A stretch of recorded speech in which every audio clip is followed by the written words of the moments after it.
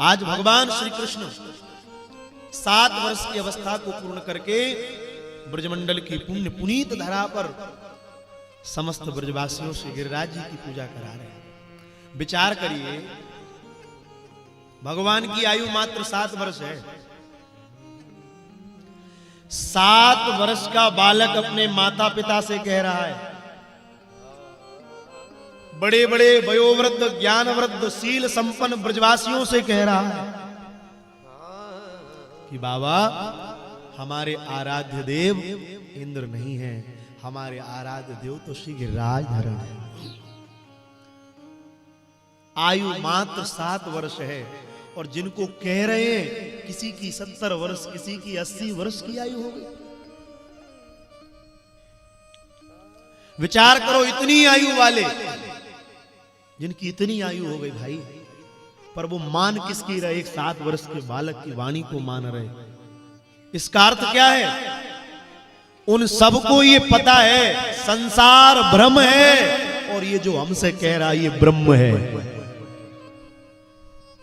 ये ब्रह्म है। संसार के लौकिक जीव की वाणी नहीं मान रहे, पारलौकिक परब्रह्म परमात्मा की वाणी को माना जा रहा है। उन्हें ये पता है ये ब्रह्म है और इसलिए उन्हें ब्रह्म का बोध है। हमारे गुरुदेव भगवान कहते हैं, जिसको नहीं है बोध तो गुरु ज्ञान क्या करे। जिसको नहीं है बोध तो गुरु ज्ञान क्या करे। कैदी पड़े हैं जेल में जंजीर क्या करे।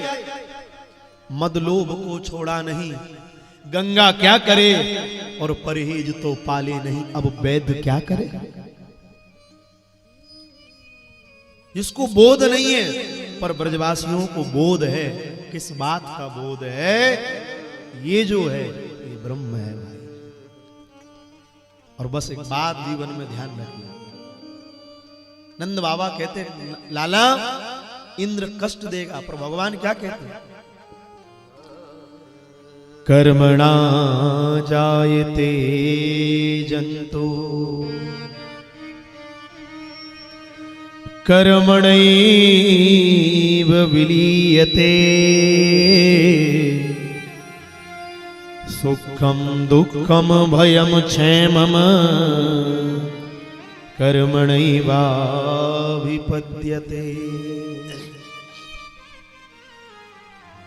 पिताजी आप ये विचार कर रहे हो कि इंद्र कष्ट देगा। इस संसार में कोई कष्ट नहीं देता, कष्ट तो कर्म देंगे। इसलिए इस बात को हृदय से निकाल दो कि कौन कष्ट देगा। कोई कष्ट नहीं देगा। कष्ट अगर कोई देगा तो कर्म देगा और उन्हें इस बात का भरोसा है। इसलिए आज भगवान सारे ब्रजवासियों के साथ गिरिराज जी की पूजा करा रहे हैं। और श्री गोवर्धन नाथ की शरण में जैसे ही प्राणनाथ ठाकुर जी ले गए, सारे ब्रजवासी गोवर्धन की उपासना कर रहे हैं।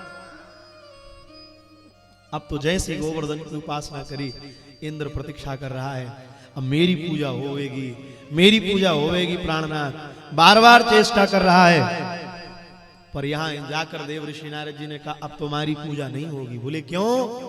अब तो श्री कृष्ण ने समस्त ब्रजवासियों को ले जाकर श्री गिरिराज धरण की पूजा करा दी। अब तो इंद्र को जैसे ही पता चला, इंद्र को भयंकर क्रोध आ गया महाराज। भयंकर क्रोध में लाल हो गया इंद्र महाराज। जैसी क्रोध में लाल इंद्र होने लगा, अब तो ऐसा लग रहा है मानो प्रलय आ जाएगा।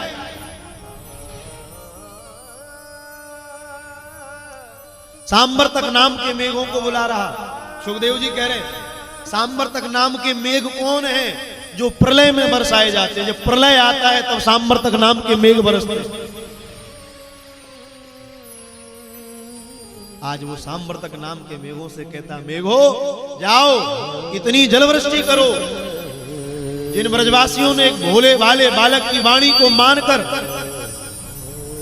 मेरी पूजा बंद कर दी, जाकर 84 कोस ब्रजमंडल को जल के तीव्र प्रवाह से बहा दो।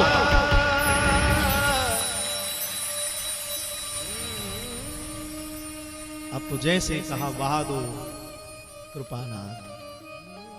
सांबर्तक नाम के मेघ आज जैसे ही जा रहे हैं और जल की वृष्टि करने लगे, उसी समय ब्रजवासी भयभीत हो गए, दौड़कर भगवान की शरण में गए। लाला देख ले, हमने तेरी बात मानकर गिरिराज धरण की पूजा करी, इंद्र ने कोप कर दियो, अब सारे ब्रज को बहा देवे।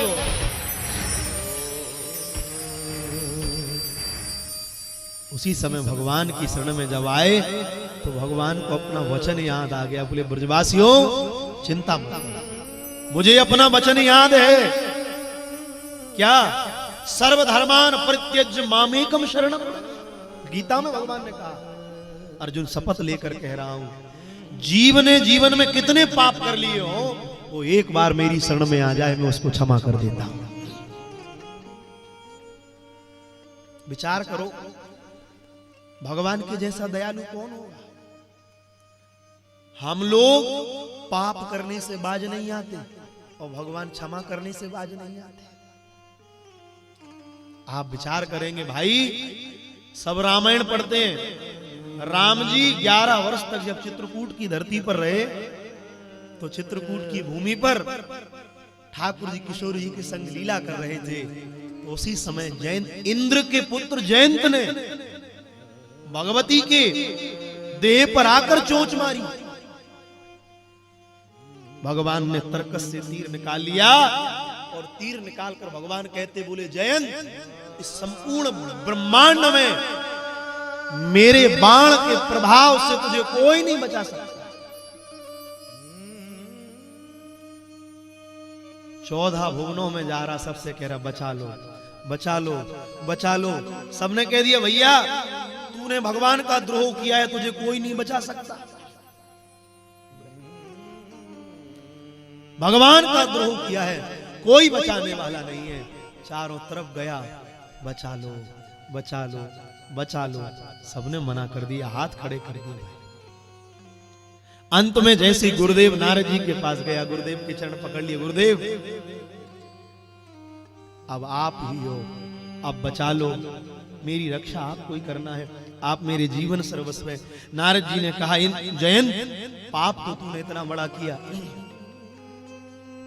कि तेरे पाप को क्षमा नहीं किया जा सकता, पर तूने मेरे प्रभु की दयालुता नहीं देखी। जयंत, संसार में भगवान की मार से कोई बचा नहीं सकता, अगर बचना है तो एक काम कर। बोले क्या? राम की शरण में चला जा, चरणों में गिर जा राम के। जयंत ने देव ऋषि नारद जी की वाणी को माना और जाकर राम जी के चरण पकड़ लिए। हे प्रभु, अब मार दो, तार दो, जीवन दे दो, जो करो अब आपके हाथ में है। जैसी चरणों में जयंत गिरा, राम जी ने उसके अपराध की तरफ देखा नहीं, उसको क्षमा कर दिया। कितना बड़ा अपराध है ये! अपराध किसी पतिव्रता नारी के पति के सामने कोई संसार का पर पुरुष कर दे तो कोई संसार का पति अपनी पत्नी के प्रति किए हुए अपराधी को क्षमा नहीं कर सकता। इतना भयंकर अपराध है ये, कोई क्षमा नहीं कर सकता। पर भगवान की दया तो देखो, जानकी जी को चोंच मार कर आया, भगवान ने क्षमा कर दिया। तात्विक दृष्टि से दर्शन करिए, रावण का अपराध छोटा है और जयंत का अपराध बड़ा है। आप कहोगे क्यों? रावण का अपराध छोटे कैसे हो गया? रावण का अपराध इतना बड़ा नहीं है जितना बड़ा अपराध जयंत का है। पढ़ो रामायणों को, भगवती की छाती पर जाकर चोंच मार कर आया है जयंत। राम ने कह दिया था संसार में तुझे कोई नहीं बचा सकता, पर राम ने उसको क्षमा कर दिया। और रावण को श्राप था, अपनी अधिष्ठात्री धर्मपत्नी के अतिरिक्त संसार की किसी भी नारी को वासना की दृष्टि से स्पर्श करेगा उसी समय जलकर खाक हो जाएगा। तो दशानन रावण साधु का वेश बनाकर गया था, साधु का वेश बनाकर गया। उसे पता था ये जगदम्बा है, अगर मैं वासना की दृष्टि से जाऊंगा तो मैं उसी समय जलकर भस्म हो जाऊंगा। साधु बनकर लाया और रावण की लंका में सबसे पवित्र स्थान है अशोक वाटिका। रावण ने भगवती को अशोक वाटिका में ले जाकर विराजमान किया। रावण का अपराध छोटा है, जयंत का अपराध बड़ा है, फिर भी जयंत को भगवान ने क्षमा कर दिया और रावण को मार दिया। पूछा क्यों? बोले रावण से मंदोदरी बार बार कहती थी स्वामी पर नारी का हरण करने से कुल का विनाश हो जाता है, मेरी बात मान जाओ। नहीं माना। अगर इस लंका को बचाना चाहते हो तो मेरी बात मान जाओ, हाथ जोड़कर राम के चरणों में चले जाओ। इस दुष्ट ने सब कुछ किया था। अरे कटे हुए हाथ जोड़ देता था, कटे हुए शीश जोड़ देता था, पर इस दुष्ट ने कटे हुए हाथ तो जोड़े पर इसने राम के हाथ नहीं जोड़े, इसलिए मारा गया। और ध्यान रखना बंधु, जीवन में कितना बड़ा अपराध हो जाए, कितनी बड़ी गलती हो जाए, बस भगवान के पास जाकर क्षमा करो। अब नहीं करेंगे। अरे उनकी दयालुता तो देखो, गड़िका को उतार दिया, अजामिल को उतार दिया, गिद्ध को उतार दिया। हम लोग इनसे गए भी थे थोड़ी, गणिका से गए थोड़ी, हम पर भी कृपा करेंगे। बात ये है इनके जीवन में जो घटा ये भगवान के चरणों में आ गए। हम भगवान के चरणों से वंचित हैं और इसलिए भगवान का सूत्र है सर्वधर्मान परित्यज्य मामेकम शरणम व्रज। क्या कह रहे हैं भगवान श्री कृष्ण? अर्जुन शपथ लेकर कह रहा हूं, मनुष्य केवल एक बार मेरी शरण में आ जाए फिर उसके पापों की तरफ नहीं देखता, फिर तो क्षमा कर देता। इसलिए आज ब्रजवासियों ने भगवान की बात को मानकर गोवर्धन नाथ की पूजा करी है और भगवान की बात को मानकर पूजा करी। और जब वो ब्रजवासी भगवान की शरण में लाला देख ले इंद्र को कर रहे हो, अब तेरे गिरिराज धरण ने हमारी रक्षा ना करी तो हमारे प्राण निकल जावेंगे। ठाकुर जी कहें बाबा चिंता ना करो। बोले क्यों? बोले जा गिरिराज धरण की पूजा करी है वो ही हमारी रक्षा करेगा बाबा। और उसी समय भगवान को अपना व्रत याद आ गया और भगवान उसी समय कहते, सुखदेव जी कह रहे तस्मान शरणं गोष्ठम मन्नाथम मत्परिग्रहम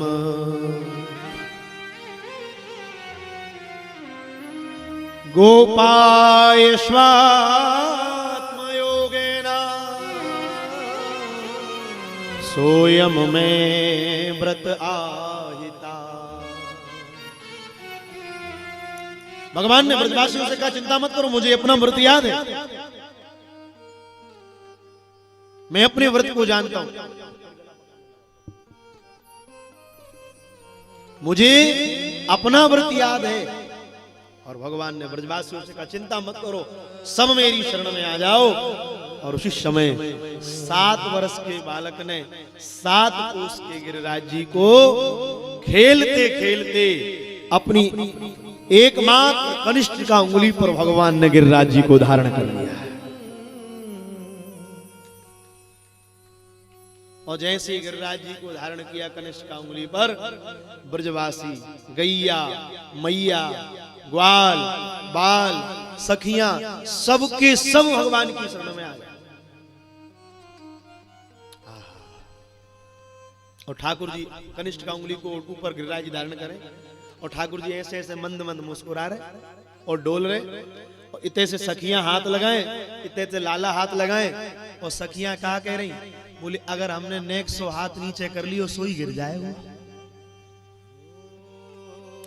ग्वाल बाल कहा कह रहे, बोले ना तुमने ना समारो। बोले क्यों? बोले हमने लठिया लगा रखी, बोले नेक लठिया नीचे कर दे सोई सीताराम है जाएगी। और ठाकुर जी इनकी भी सुन रहे, इनकी भी सुन रहे।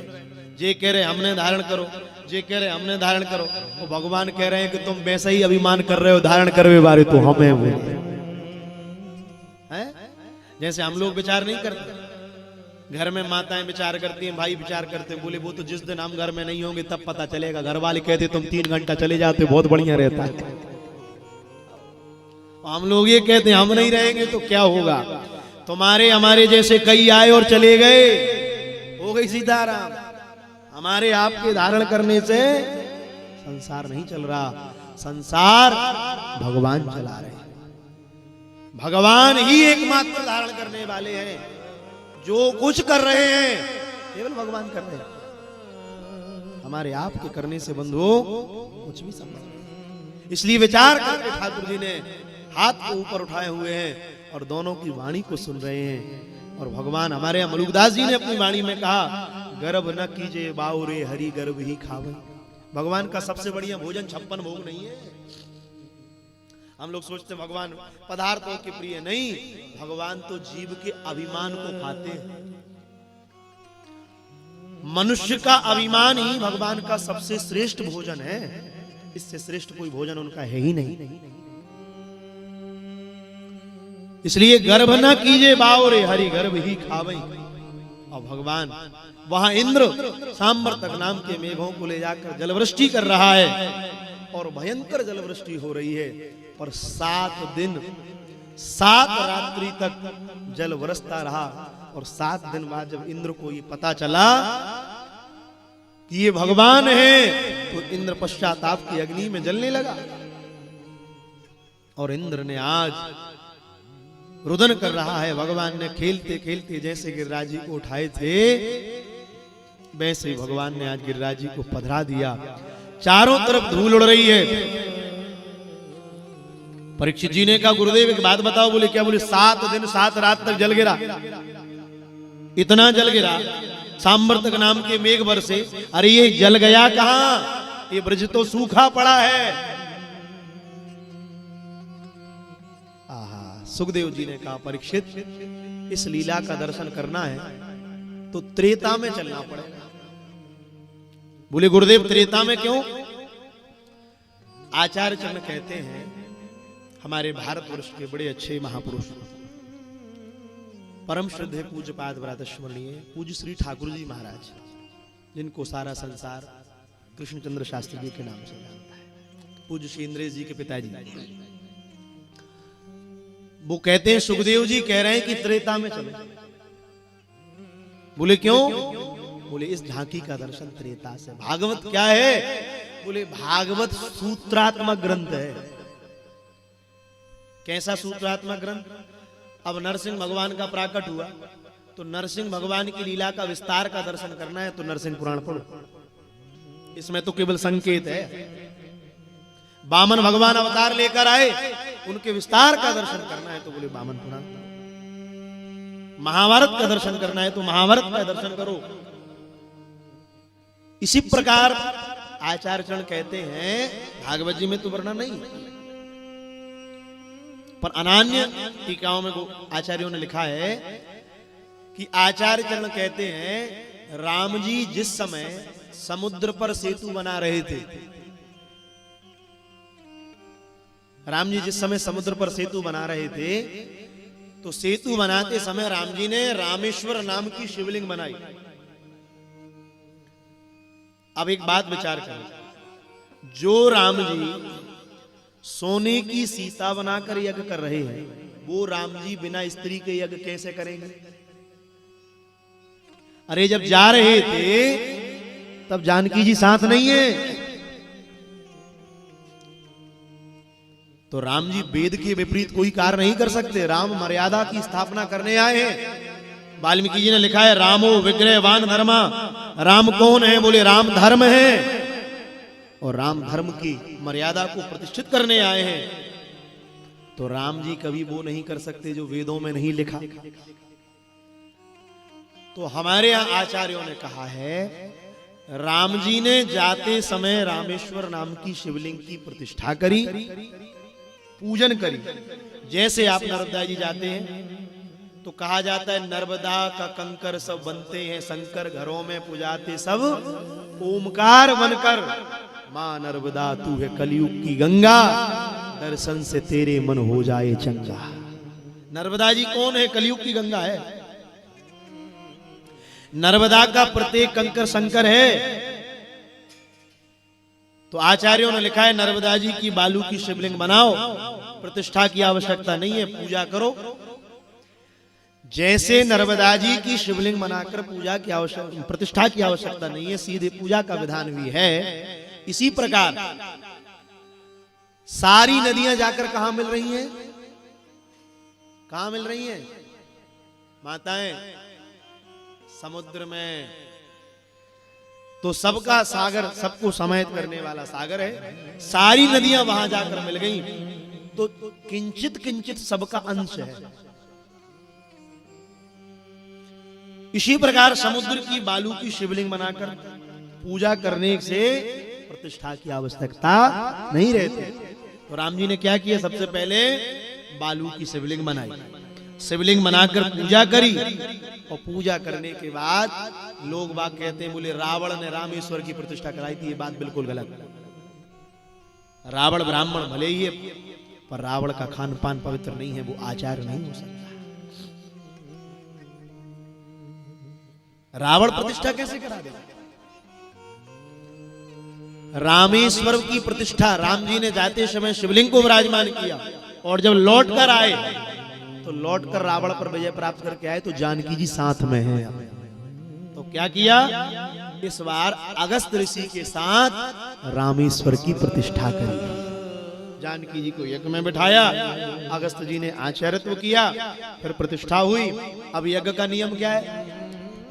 जैसे ही यज्ञ की पूर्णाहुति हो जाए, तो ऐसा कहा है पुराणों में कि यज्ञ के वर्णित ब्राह्मणों को और आचार्य को यजमान का अन्न अपने व्यवहार में लेना चाहिए, अथवा उसके यहां कुछ पाना चाहिए। अब राम जी ने कहा, हमने स्वाहा स्वाहा तो खूब कर दिया, पर अब यज्ञ पूरा कब होगा? बोले जब यज्ञ के आचार्य अगस्त जी भोजन कर लेंगे तब। तो राम जी की स्थिति ऐसी थी कि उनके पास कुछ पवाने के लिए उस समय था ही नहीं। तो राम जी ने हाथ जोड़कर कहा, गुरुदेव अभी यज्ञ पूरा नहीं हुआ है, जब तक मैं आपको अयोध्या के राजमहल में प्रसाद ना पवा दूं तब तक मेरा यज्ञ अधूरा है। इसलिए तुम खूब बढ़िया से हवन में करो स्वाहा। देखो हमारी बात बहुत गंभीरता से सुनना। स्त्रियों को यज्ञ में आहुति नहीं देना चाहिए, पर आजकल नहीं मानते। हमारी बात मत मानो, ये ब्राह्मण बैठे हैं, नारी धर्म विमर्श पढ़ो, पुराणों को पढ़ो।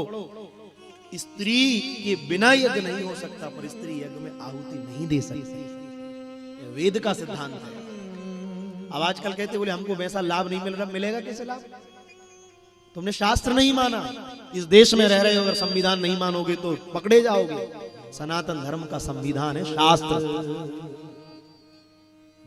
स्त्री के बिना यज्ञ नहीं हो सकता, पर स्त्री यज्ञ में आहुति नहीं दे सकती। हमारे परम श्रद्धेय पूज्य आचार्यगण कहते हैं, आचार्य जैसी कहेगा स्वाहा तो पुरुष करेगा स्वाहा। क्यों? बोले अग्नि के द्वारा भगवान भोजन कर रहे हैं, वेद का सिद्धांत है। तो स्त्री क्या करेगी? पूरे शाकल अथवा घृत लेकर पुरुष स्वाहाकार करेगा। स्त्री के पास एक जल का भरा पात्र रख दिया जाएगा, एक खाली पात्र, तो वो जैसे ही स्वाहा करेगा तो स्त्री एक पात्र से दूसरे पात्र में जल गिराएगी। क्यों गिराएगी? भगवान अग्नि के द्वारा भोजन कर रहे हैं, तो सिद्धांत कह रहा है पुरुष है, यजमान है, वो भगवान को भोजन करा रहा है, और स्त्री जो है वो जल पिला रही है। यह सिद्धांत है शास्त्र। पर आजकल कथाओं में ये बात कहना, लोग कहते महाराज सब कर रहे हैं, सब कर रहे हैं, सब कुएं में गिरेंगे तुम गिरोगे? सब कर रहे हैं। देखो भीड़ का हिस्सा मत बनो, भीड़ के पीछे मत जाओ, अपना विवेक लगाओ, बुद्धि लगाओ, गुरुजनों से पूछो सही क्या है गलत क्या है, अपनी बुद्धि से जो कुछ मन में आया करना चालू कर दो। ध्यान रखना, विनाश के अतिरिक्त कुछ भी होने वाला नहीं। हमारे परम श्रद्धेय पूज्य पाद प्रातः स्मरणीय बीकलपुर वाले आचार्य जी का नियम था, शास्त्र के सिद्धांत के विपरीत कोई जा नहीं सकता। कभी कोई कहता बोले महाराज अमुक व्यक्ति भी तो ऐसा करा रहा, तो महाराज जी कहते थे वो समर्थ है, उनसे कहो वो कराएं, हम नहीं करा सकते। ये वेद का सिद्धांत है। तो राम जी धर्म की स्थापना कर रहे, धर्म की मर्यादा का पालन कर रहे। और क्या कह रहे? बोले स्वाहा स्वाहा करके देवताओं को भोजन करा दिया। अभी तृप्त नहीं है भगवान, तृप्त कब होंगे? बोले जब ब्राह्मण यजमान के यहाँ प्रसाद पाएगा और मुख में खीर डालेगा और कहेगा आहा आहा।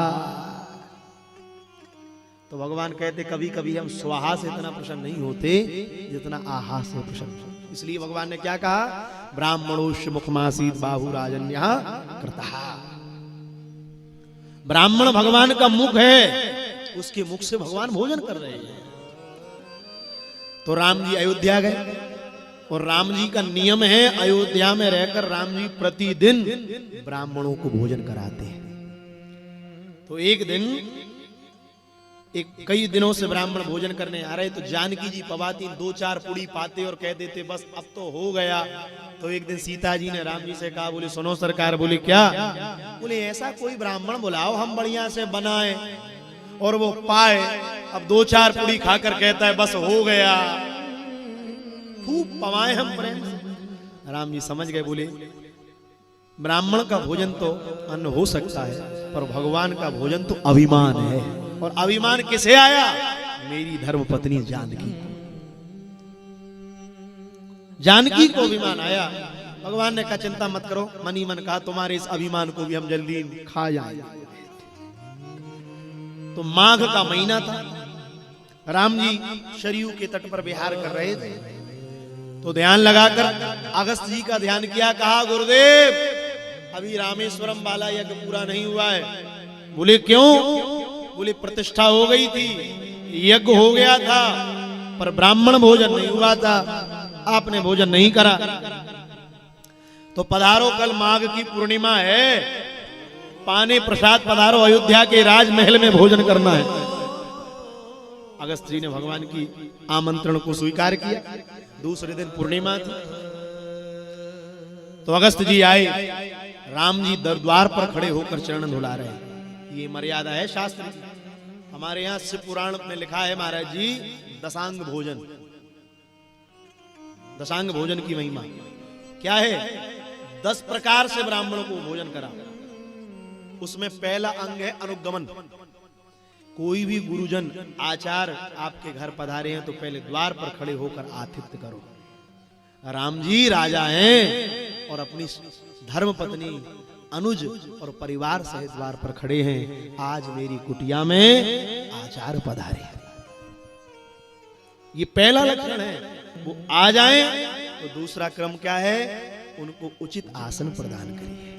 भगवान आपने अति कृपा करी, विराजिए। ऐसे हमारे तरुण जी पधारे,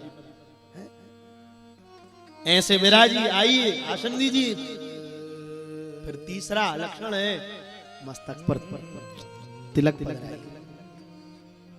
वैसे तो तीसरा हमारे यहाँ चरण धुलाना, पहले उनके चरण धुलाए, फिर मस्तक पर तिलक पधराए, चौथा फिर कंठ में माला धारण कराए, पांचवा, और छठा हाथ जोड़कर निवेदन करें, भगवान आपके लिए उचित आसन है, प्रसाद पाइए।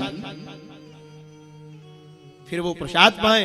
7वां अंग है, बैठ गए छठे अंग में, तो नाना प्रकार के जो रस हैं उन व्यंजनों का थाल उनके सामने पधराइए, भगवान पाइए। जब 7वें अंग में वो पाले, 8वें अंग में फिर उनको तांबूल प्रदान करिए। भगवान मुख शुद्ध्यर्थम, अपने मुख को पवित्र करिए, तांबूल लीजिए। फिर 9वां अंग है दक्षिणा, उनको विधिवत दक्षिणा प्रदान करिए। और 10वां सापरिवार प्रणाम करिए। भगवान आप पधारते रहिएगा, हमारी कुटिया में आपकी चरण रज गिरती रहे। आज हमारा सारा कुल धन हो गया आपकी चरण रज से। इसे कहते दशांग, ये शास्त्रीय मर्यादा है। तो राम जी दशांग की महिमा का वर्णन कर रहे हैं। सपत्नीक द्वार पर खड़े हैं, परिवार खड़ा है, अगस्त जी पधारे। भगवान आपने श्री अवध को और इस राजमहल को पवित्र कर दिया। राम जी ने सिंहासन पर उचित आसन दिया। विचार करो, जिस सिंहासन पर सीता जी नहीं बैठी, उस सिंहासन पर गुरु जी बैठ रहे हैं। उन्हें पता है गुरु की क्या महिमा है संसार में। गुरुदेव भगवान विराजमान हो गए, चरण धुला रहे हैं, सपत्नी को बैठकर पत्नी जल डाल रही है, राम जी चरण प्रक्षालन कर रहे हैं। धन्य है ये चरण। उन चरणों के जल को नेत्रों से भगवान लगा रहे हैं, आचमन कर रहे हैं, फिर हस्त प्रक्षाल करके सरकार तिलक लगा रहे हैं, माला पहना रहे हैं। और जानकी जी से कहते, हे जानकी, तुम बार बार कहती थी ऐसा कोई ब्राह्मण बुलाओ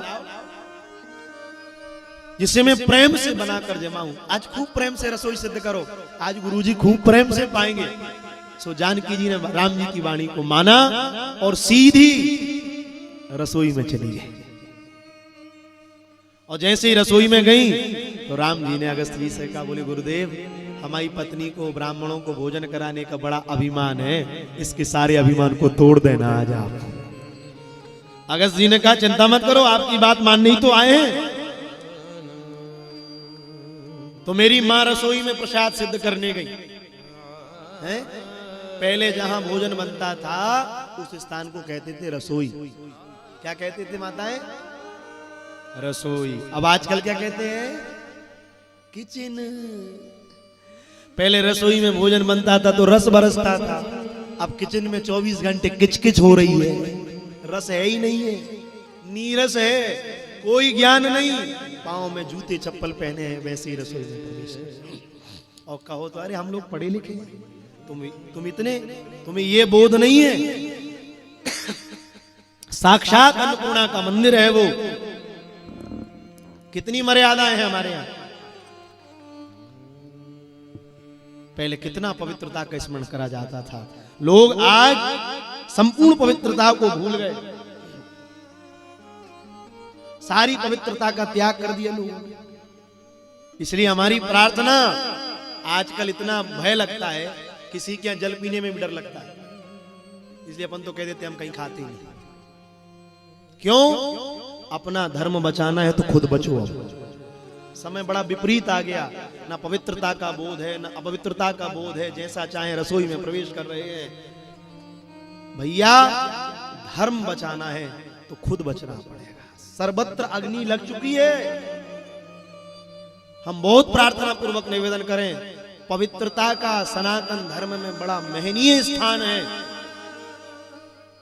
आजकल तो अपवित्र अवस्था में भी रसोइयों में प्रवेश कर रहे हैं, उसी को साधु महापुरुषों के व्यवहार में प्रदान कर रहे हैं। हमारी प्रार्थना भाई, शास्त्र मानो, कितनी मर्यादा शास्त्र की। पंजाब है, पंजाब का पूर्व नाम है पांचाल देश। वहां के राजा हुए, क्या नाम था उनका? राजा रणजीत सिंह है। राजा रणजीत सिंह परम गोभक्त। उनके राज्य में एक गैया कुछ खा रही थी। महाराज जी वो गैया का मुंह फंस गया, तुम निकालने का प्रयास किया, वो मुंह निकल नहीं रहा।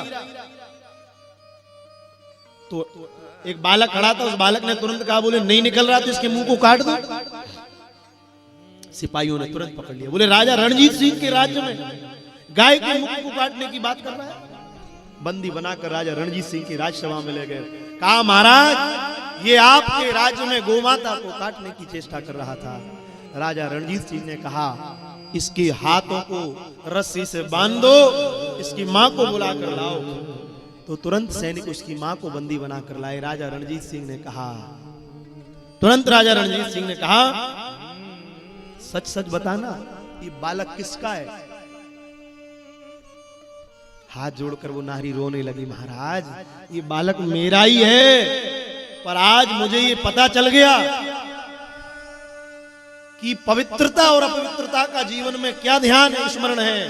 बोले क्यों? बोले जिस समय में अपने रजस्वला काल में थी तो चौथे दिन जब मैं केस धुल कर आई तो मैंने सामने एक मांसाहारी चला आ रहा था, मांस बेचता हुआ, मैंने उसको देख लिया। उसको देखने का प्रभाव ये हुआ कि इसके जैसा दुष्ट मेरे गर्भ में आ गया। क्यों? शास्त्र कहते हैं नारी रजस्वला काल से जब केशों को धुलकर जाए तो या तो अपने पति का मुख देखे, और पति की अनुपस्थिति है तो सबसे पहले भगवान सूर्य का दर्शन करे, नहीं तो उसके गर्भाधान के द्वारा जो संतान गर्भ में आएगी वो जिसको देखकर आई है उसके जैसी वृत्ति की संतान उसके गर्भ में आएगी। अथवा सूर्य भगवान का दर्शन नहीं हो रहा तो दर्पण में अपना मुख देख ले। तब राजा रणजीत सिंह ने महाराज कांच से जड़ी हुई मुद्रिकाएं उस पूरे राज्य की नारियों को वितरण करी। कहा तुम्हारे ऊपर धर्म टिका हुआ है, यह धर्म की मर्यादा है, यह धर्म की शीलता है, यह मर्यादा है। माताओं का जीवन असी धारा है। गोस्वामी जी ने मानस में लिखा है जैसे नंगी तलवारें पड़ी हो और स्त्री को नंगी तलवारों के ऊपर चलना पड़े, ऐसा उनका जीवन है। क्यों? स्त्री के ऊपर एक नहीं 2 कुलों की जिम्मेदारी है भाई, हैं? पुरुषों पर केवल एक कुल की जिम्मेदारी है, नारी को 2 कुलों का उद्धार करना है, पति के कुल का भी उद्धार करना है और पिता के कुल का भी उद्धार उसके। इसलिए भगवती रसोई में जैसी रसोई सिद्ध करने गई, आसन डाला, चौकी पधराई और भगवती जानकी 56 प्रकार के व्यंजन थाल में सजाकर लेके आई, सोने के थाल में और स्वर्ण के थाल में जैसी लेकर आई, अगस्त्य जी के सामने रख दी, हाथ जोड़कर कहा भगवान पाइए। राम जी तो कह के चली गई, लीला दिखा देना। जानकी जी पवारी बोले पाइए। राम जी ने भोजन की तरफ देखा तो राम जी अगस्त्य जी ने भोजन की तरफ देखा तो हंसने लगे। अरे जानकी जी ने कहा गुरुदेव हंस क्यों रहे हो? बोले इसलिए हंस रहे हैं, इतने से भोजन से हमारा होगा क्या? अरे जानकी जी कहती इतना सा 56 प्रकार के व्यंजन आपके सन्मुख परोसे, अरे पाइए तो सही, मैं जानकी हूं, अन्नपूर्णा हूं साक्षात। तो पात्र में जल रखा है, शास्त्र कहते हैं, हमारी बात को बहुत गंभीरता से सुना। आजकल ये बातें कोई कथाओं में नहीं कहता, शास्त्र को सबने तिलांजलि देने के लिए। हाथ में जल लेकर क्या कर रहे हैं? पंचकंबल, भगवान को भोग भी लग जाए और थाली सामने आए तो पहले पंचकंबल करो। पंचकंबल का अर्थ है किसान अन्न को बोता है और बोने से लेकर कटने तक, कटने से लेकर आटा बनने तक, आटा बनने से लेकर भोजन बनने तक और थाली में आने तक जितने दोष उसमें होते हैं वो सारे दोष पंचकंबल करने से नष्ट हो जाते हैं। पंचकंबल क्या है? ब्राह्मण हो तो हाथ में जल ले और थाली के 4 कोनों पर जल गिराए, धर्म अर्थ काम मोक्ष। क्षत्रिय हो तो त्रिकोण बनाए, थाली के 3 कोनों पर जल गिराए। वैश्य वर्ण का व्यक्ति हो तो हाथ में जल लेकर जल का घेरा गिराए, और चतुर्थ वर्ण का वैष्णव हो तो हाथ में जल लेकर केवल छोड़ दे, तो उसमें जितना दोष है वो सब नष्ट हो जाता। उसे हमारे यहाँ कहते हैं पंचकंबल। भक्ष्याभक्ष ग्रंथ पढ़ो, उसमें लिखा है ये भक्ष्याभक्ष है, भले भगवान को भोग लग गया फिर भी पंचकंबल करना है, ये शास्त्रीय मर्यादा है। इसलिए अगस्त्य जी आचार्य हैं, उन्होंने विधिवत पंचकंबल किया और स्वर्ण के पात्र में भोजन है। भाई बताओ, जानकी जी सोने के पात्र में भोजन लाई, कलयुग में महाराज जी कोई सोने के पात्र में भोजन नहीं पवा पाता। कितना कठिन है, होंगे कोई लाखों करोड़ों में 1-2, पर शास्त्र कितना धन्य है महाराज जी। हमारे पूज्य आचार्य चरण ने एक ग्रंथ है भक्ष्याभक्ष, उसमें लिखा है, आप लोगों ने दर्शन किया होगा। पहले हमारे यहाँ जब कोई उत्सव होता था तो या तो छोले के पत्ते की पत्तल बनती थी यजमान जी, है या आज भी दक्षिण भारत में चले जाओ, मैं हैदराबाद इत्यादि सब जगहों पर जाता हूँ, बड़े बड़े धनी मानियों के आज भी केले के पत्ते पर ही भोजन पवाया जाता है। क्यों? पहले हम लोग विचार करते थे, क्यों? हमने गुरुजनों की कृपा से शास्त्र में पढ़ा, शास्त्र में लिखा है छोले के पत्ते पर और केले के पत्ते पर भोजन करने से और कराने से स्वर्ण पात्र का ही पुण्य प्राप्त होता है। यह मर्यादा है। अब तो ये सब नष्ट हो गए, अब कौन मान रहा है भाई? अब तो सब कहते हैं कहां जा रहे हैं। इसलिए कम से कम प्रार्थना है, कोई यज्ञ कर रहे हो, पूजन कर रहे हो, उसमें तो ये मर्यादा रखी जा सकती है। ये पुण्य है, इसी से पुण्य का वर्धन, और हम लोगों को पुण्य बचाना है। अब आप कहोगे पुण्य से क्या होगा? अगर पुण्य का रक्षण नहीं करोगे तो आपका कुल नष्ट हो जाएगा। हम लोग गृहस्थी हैं, साधुओं के लिए ना पुण्य बचाना ना पाप, क्योंकि उन्होंने तो अपना पिंडदान कर दिया है। हम लोग गृहस्थी हैं, हमारा पुण्य नहीं बचेगा तो वंश आगे नहीं चलेगा, वंश रुक जाएगा। इसलिए अगस्त्य जी जानते हैं वेद मर्यादा को, पंचकंबल किया। अब तो अगस्त्य जी जैसे पाने के लिए बैठे तो जैसे पाना चालू हुए तो अगस्त्य जी को भोजन करते करते 3 दिन हो गए, अभी पहली डकार ही नहीं ली। जानकी जी भयभीत हो गई, एकदम पसीना पसीना हो गई, आंख बंद करी, रिद्धि सिद्धि को बुलाया, बोले क्यों? बोले जल्दी आ जाओ। बोले क्यों? बोले एक पूड़ी बेलो, एक निकालो, मैं परसूंगी। रिद्धि सिद्धि आ गई और अगस्त्य जी का भोजन अखंड चल रहा है। आचार्य चरण कह रहे 9 दिन हो गए, अभी 9 दिन में एक भी डकार नहीं ली, अखंड भोजन चल रहा है।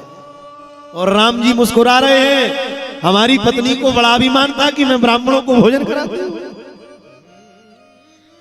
9 दिन हो गए, अब हाथ जोड़कर गणेश जी का ध्यान किया, हे सिद्धि बुद्धि के दाता गणेश जी तुम भी आ जाओ।